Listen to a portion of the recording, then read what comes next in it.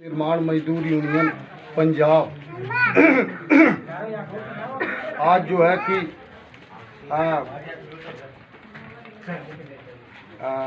91 number ward में जो बलजिंदर सिंह सिंधु जी का वार्ड है उसमें कुलवंत सिंह जी का बेड़ा है, बेड़ा नंबर 2 है, जहाँ पर जो है कि मतलब जो कि सैकड़ों लोग कमरे में किराए पर रहते हैं और यहाँ पर जो है कि परिवार समेत भी बहुत लोग रहते हैं और पड़ोस में भी बहुत जो है कि किराएदार कमरा है। जो मेहनत मजदूरी करके लोग अपने परिवार का पालन पोषण करते हैं, तो जो है कि इन्होंने अपना प्रॉब्लम मजदूरों ने बताया कि हमारे यूनियन के प्रतिनिधियों से, नंदलाल यादव से, राजू गुप्ता से, कामरेड लाल बहादुर वर्मा जी से और जो है कि इस मोहल्ले का अगुवाई जिन्होंने हमसे सारा प्रॉब्लम बताया, डीके पाल जी ने, कि इस मोहल्ले के अंदर किसी भी व्यक्ति को किसी भी प्रकार का कोई सहूलियत किसी प्रशासन द्वारा, ना ही काउंसलर द्वारा, ना ही सरकार द्वारा कोई भी सहूलियत नहीं दी जा रही है। तो हम लोगों ने कामरेड लाल बहादुर जी को और जो है कि अपने यूनियन के एक कार्यकर्ताओं को बुलाया और हम लोग जो है कि एक जांच पड़ताल करने लगे कि क्या सच्चाई है कि आप लोगों के बेड़े में, आप लोगों के जिन्नत कॉलोनी हैबोवाल कला लुधियाना में काउंसलर और जो है कि प्रशासन या सरकार के बारे में एक पता करने का कोशिश किया कि जो है कि क्या सच्चाई है कि आप लोगों को राशन पानी मिल रहा है या नहीं मिल रहा। लेकिन सच्चाई तो ये है कि प्रशासन घरों से आम लोगों को बाहर नहीं निकलने दे रही है। सरकार ने कर्फ्यू लगा रखा है, सरकार ने अपने हुक्म का पालन मजदूरों से करवाना चाहती है। लेकिन मैं सरकार से बताना चाहता हूं कि सरकार इस बात का ध्यान रखे कि सरकार वादा जो भी कर रही है 3 महीना राशन देने का वादा कर रही है और जो है कि सिलेंडर गैस और उनके जो है कि कोलगेट वगैरह जो भी जो कि घर परिवारी व्यवस्था है उसको करने के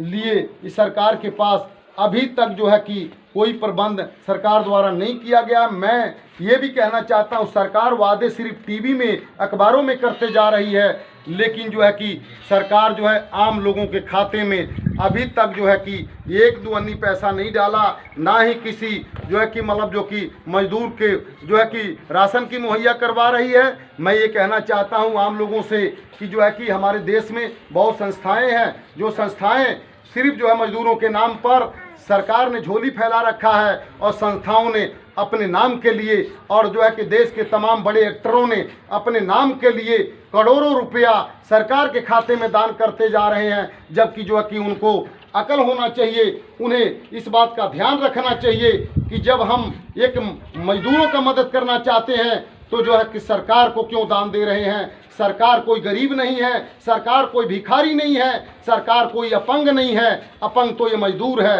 अपंग बनाने वाली सरकार है। मजदूर काम कार करने वाला व्यक्ति जिसको जो है सरकार ने कोरोना वायरस के बहाने बहुत बड़ा अपंग बना रखा है। कोरोना वायरस का बीमारी है साथियों, लेकिन मैं जानना चाहता हूं कि सरकार इसका क्या प्रबंध किया है। सरकार इसके लिए कोई स्वास्थ्य का प्रबंध नहीं किया, सरकार इनके लिए इसका कोई राशन पानी का प्रबंध नहीं किया। सरकार सिर्फ जो है टीवी चैनलों में बयान दे रही है। मैं कहना चाहता हूं साथियों, आम संस्थाओं से, आम देश के एक्टरों से कि आप लोग एक बात का ध्यान रखें कि जो है सरकार को अपंग समझकर दान कर रहे हैं अपने नाम कमाने के लिए। इसके बजाय मजदूरों के खाते में पैसा दें, मजदूरों को राशन पानी का प्रबंध करें ताकि मजदूर कोरोना वायरस से पहले मौत मजदूरों का ना हो सके, मजदूरों का बचाव हो सके। मैं यही सरकार से और यही जो है कि देश के एक्टरों से, देश के संस्थाओं से अपील करना चाहता हूं कि इलाके में जो है मोहल्ले इलाके में,